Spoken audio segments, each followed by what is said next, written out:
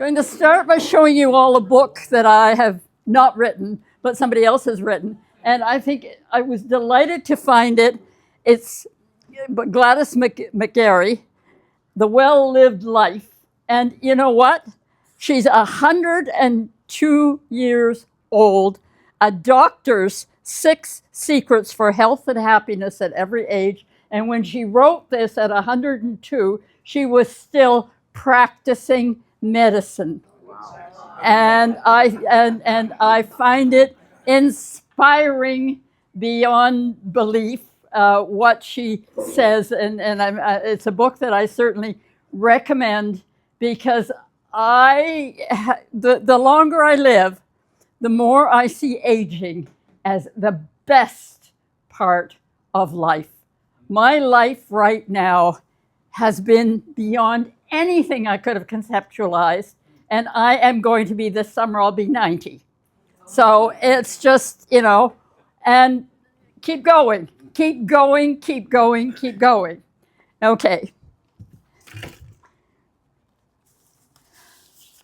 Moving forward, I also welcome interruptions at any time. I don't have all the wisdom here for you. And as soon as there's something that I say that you don't agree with, or maybe that you strongly agree with, if you want to dispute it, comment on it, whatever, please feel free to raise your hand to interrupt me and to make this a conversation rather than any kind of lecture on my part. Okay? I'll start by saying that life expectancy in rich countries like Canada is growing by 15 minutes every hour. So you know what? You've just added 15 minutes to your life if you were here at noon and had lunch together with us.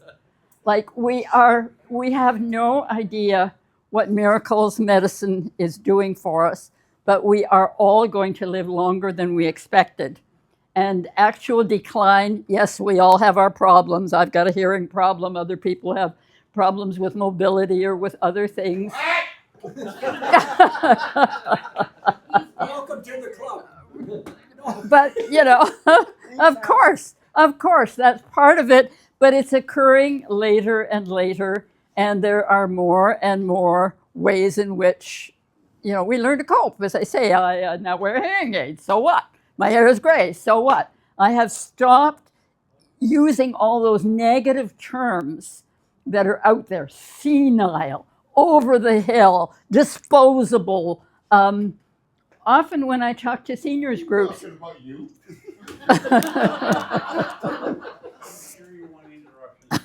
It's okay. Often when I talk to seniors groups, they say, I feel so invisible. And I say, but don't be invisible. Get out there. Share who you are. And thank you to all that I met today even. I'm thinking of so many of you as individuals who have already made an impact on me and who I will remember with great fondness. So don't hide your light under a bushel. Be who you are. Be glad to be who you are. That's another thing that I have learned late in life. When I went to school, and probably when many of you went to school, the message out there was, don't think you're so smart. Don't get too big for your britches. Who do you think you are to speak out or to have an opinion or anything? You're nothing. You're a stupid little twerp. Even when I wanted to go to university, and my parents were very, very poor, I'm a child of immigrants, I went to the principal and said, what would I have to do to win a scholarship to go to, I was in Ontario, McMaster University, and he laughed in my face. And he said, I wouldn't think of trying to win a scholarship if I were as stupid as you. But I'm legally bound to tell you what you need to do. And, so I grew up thinking I was nothing. And I think many of you grew up with similar messages. We were told not to get a swollen head, not to be egotistical. And only late in life have I learned the beauty of who each of you are, who each of you is, and the value of human diversity, that we all have different gifts. I've just been talking to Lana, who, in her spare time says she does artwork. Well, I could no more draw something than fly. It's not part of my skills. We each have something. Some of us are athletic, some of us are artistic, some of us are musical, some of us are mathematical. One of my grandsons showed me a piece of whatever it was that he was doing recently, and I went, what? Like it was an entire page covered with symbols that meant nothing to me. So we all have different gifts, and these days with coding and AI and all these things, I'm so aware that we can't do everything, but we can do what we can.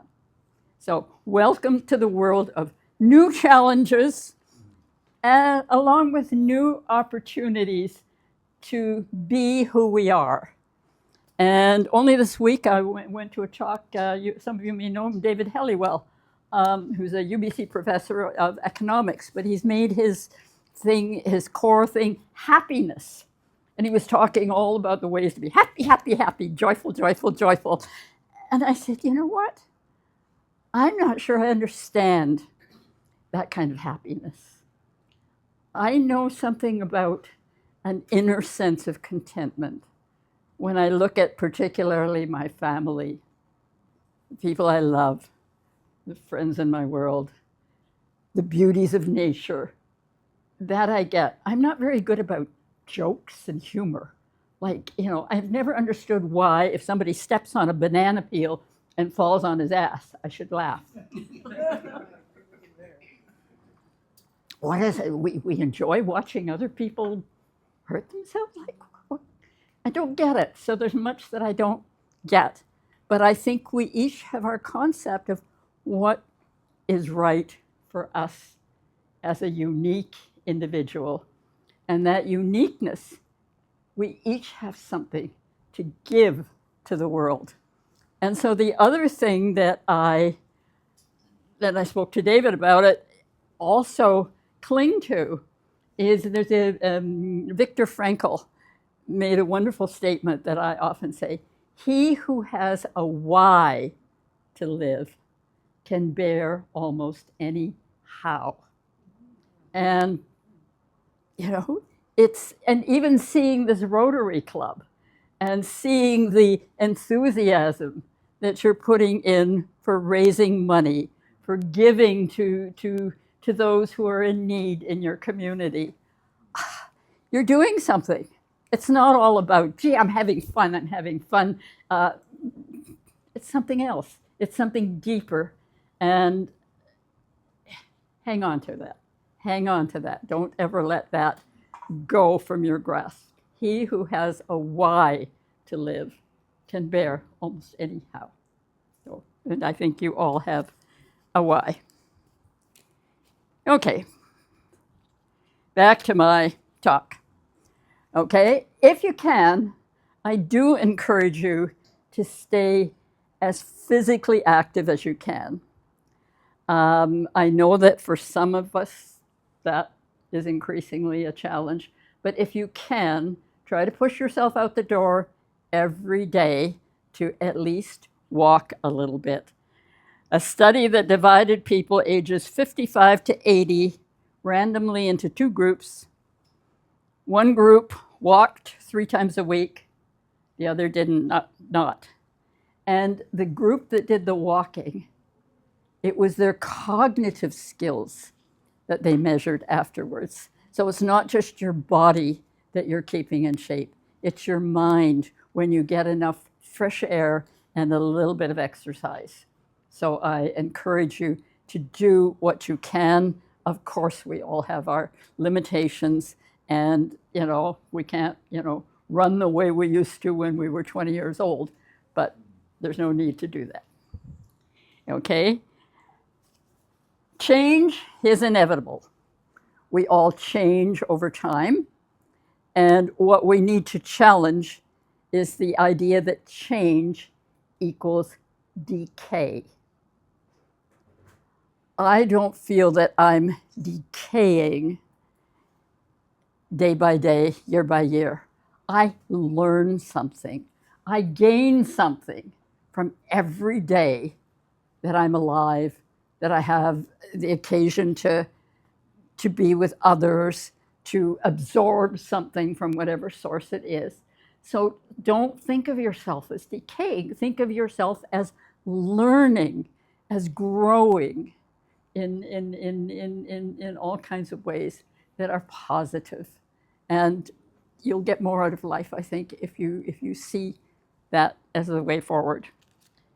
If you told me 20 years ago that every day could bring a fresh, meaningful, and enjoyable challenge, I might have been tempted to laugh in your face. And if you had told me that after I retire, I'd still have 40 years ahead, like that's almost the same period of time that some of us put into our work world or to our time raising children. We are destined from 60. Many of us, as I say, we're every 15 minutes that we're not dead, we are getting older. And that's extending. So think of how many 15-minute periods there are in a day, let alone in a week, a month, a year. Like, it's wonderful. And if we're here, they're saying those of us who are, a certain age, we're all going to probably become centenarians and be like this woman who at 102 is still practicing medicine and still writing about, and she writes a lot about how important human connections are, which is the other part that I liked a lot about her book. She says it's not just all about the body, being a doctor, and she spends a lot of time in her book, if I certainly recommend it, talking about the ways in which she interviews patients and says, so what's really causing your distress? Why are you so downhearted? And as they get in touch with their feelings, many of their body symptoms also kind of diminish. So I think that's an important message. And the other message that I have is of course, in your wonderful example of it, all of you in this Rotary Club, is that retirement isn't about sitting back and doing nothing. I think retirement is an opportunity to develop in new ways. I didn't know I could write. I'd never written a thing other than a couple of professional articles when I was in my teaching world. And, now not a day goes by that I'm not writing, because I find so much pleasure in expressing my thoughts on so many topics. Like we were talking earlier about, do we believe in one world, one humanity, or this country against that country? And do we need 200 countries? Why? And don't the more countries we have mean the more controversies? And isn't it wonderful? Wasn't it wonderful when the EU came into existence and France and Britain and Germany and everybody stopped shooting at each other and killing each other? Like, don't we believe in one world? What are we doing to make that world happen? How are we giving birth to a new vision? And especially those of us who are older, I think we have the time and the leisure to think about these things. I look at my kids who are out there, in the work world, and they don't have the time to think about all the things that I have time to think about. They don't have time for all these issues. They've got to, do what, their jobs demand, and then they've got, they come home and they've got young children to look after, and by the time they, that's it. I have found writing and thinking about things so powerful that I have literally stopped. For example, when I went to Kyrgyzstan, I canceled my TV. I have not watched TV in a couple of years. Sorry, I missed the Olympics, but I really don't care which nation wins and whether Canada gets the hockey championship or some other country gets it. That's not part of my world anymore. Sorry about that, fellows. Sorry, but it's not anymore what concerns me. I'm delighted to see young people from all over the world who are athletes get together and do their thing. I have a granddaughter who it terrifies me. She's into diving, and she goes off these boards that are 10 meters, 10 whatever. Blah, blah, blah. It terrifies me what she's doing. Head first, flipping backwards. I can't believe when I see what she does. So it's amazing that people are doing these things. But I don't need that kind of entertainment right now. I'm finding that thinking about how can I fix the world? What can I do? How can I reconceptualize even our democracy? I've been thinking a lot about our democracy and what it means, and is it functioning the way we want it to? Quite frankly, I often feel disenfranchised. I feel like, well, if the party that I voted for isn't doing what I wanted, but I can't possibly vote for that other guy. It's usually just a guy, sorry. And in this age of technology, I kind of wonder, does my MP, who represents thousands and thousands of people, I don't know how many people he represents in my area, really represent me? Is he taking my message forward? And is the Prime Minister really listening to what he says? And does my MP need this great big office? And there's never anybody in the office except one guy on his cell phone. And is this guy on his cell phone really doing some work, or is he just watching whatever game on the cell phone? And making me happy isn't somebody else's responsibility. It's my responsibility to give myself purpose and meaning in life.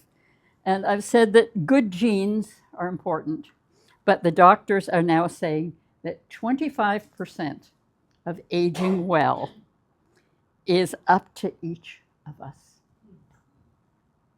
So it's not what life does to us, but rather how we react to the things that come our way. And that will be different for each one of us. So, mental fitness has always been important to me. 20 years ago, I'd never written a book, and I hadn't even learned to type.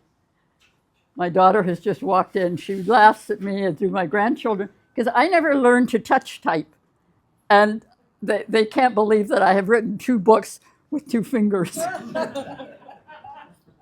And of course, the reason I didn't learn to touch type was that I did not want to be a secretary and spend the rest of my life taking down the wise words of some man.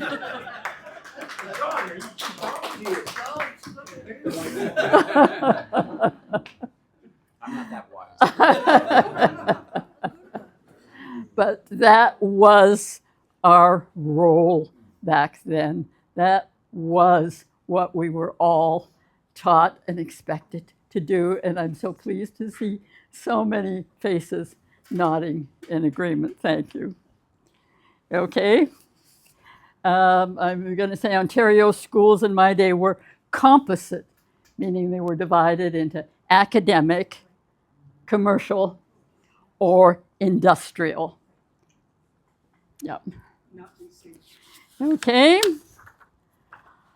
Okay. I've also been saying that instead of wanting every new thing that comes my way and hoping that that will make me happy, I see aging as a time to reject much of the materialism that is out there. I've just walked through them all and said, you know what? It's been years since I was even in a mall. There is nothing I need. I've got dishes in my house. I've got clothes to wear. You know, once in a while my shoes wear out and I, you know, get a new pair of runners to keep myself reasonably stable. But I, you know, I go buy a pair of runners, but I don't need stuff. And yet the average person now is exposed to, they are saying, between 6,000 and 10,000 ads a day. And most of them we forget within seconds. But the computers are keeping track, and somewhere in our whatever, we are also keeping track. And I noticed it the other day because one of my problems is that I don't sleep well. And they want to put me on one of these machines that'll breathe for me. And I say, thank you, no thank you, no thank you. I don't want that. But I must have clicked somewhere on an ad for sleep apnea. Because the number of ads I have now received for magic pillows and magic whatever it is, it's simply astounding. And, you know, as I say, I click on to get the daily news to find out what the latest, you know what is. And this is what, I'm one of the things I've done is hopefully I've written a manuscript that I'm hoping will go into another book. And part of one section of it was triggered by seeing a gold toilet, and it was for sale on Christie's. Some of you may have also seen it, and the initial bidding price was 10 million. And I went, what? There are people doing things like this? Does anybody deserve to, excuse me, defecate into a gold receptacle? And how is that different from the days of Louis XIV when they used to have Lord of the Royal Chamber Pot, and he would keep track of every elimination and announce it to the public? How is that different from every that is happening right now from a certain gentleman whose every is reported globally? Yeah. So, we have to, those of us with the time, we need to learn from the past so that we never repeat again. And I think the excess materialism that has become part of our life is something we also need to question. And I probably don't even need to say this to a group of Rotarians who are busy raising money in every way they can for those who have nothing. But I think, should somebody be allowed to bid on a $10 million toilet if other people don't have food to feed even their children, let alone themselves? So the world we have created, we have done wonders, but there's so much more that still needs to be done, and we can all become part of that. Well, I tell myself there are two options. One is to be silent and to do nothing, and the other is to try to do something. And I've said, don't be a bystander, just watching bad things happen and letting things get worse and worse and worse. As I said, I have a European background, and people didn't speak up until it was too late to speak up, until it was dangerous to speak up. until there were all kinds of reasons not to speak up and to, be careful. We need to do what we can, and better to try and fail than to do nothing and to pretend, I'll just look the other way. Quick about, I was born 1936 in an area that was later, after the Munich Agreement, called the Sudetenland. My parents were not religious, but it's stamped on my birth certificate that I am a Jew.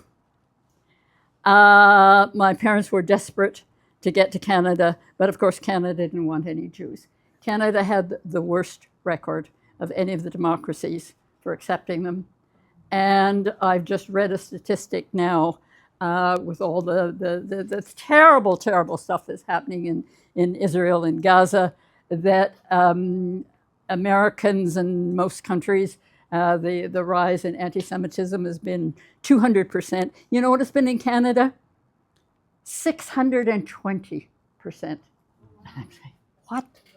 What is going on? What are we thinking? I thought this was a new world. I thought this was that we welcome difference, that we welcome people from other countries. I just read something actually where it said, so there's some group that was meeting recently, and they said, I would take all people of East Indian descent and drive them into the Pacific and drown them all. And I said, what? This is a group meeting in Canada, and I've forgotten what the statistics were about how many people were part of that group. So awful things are happening. And yes, we have to not just be horrified, but act and speak up. Speak up, speak up, speak up, all of you, in whatever ways you can. Thank you for listening to me.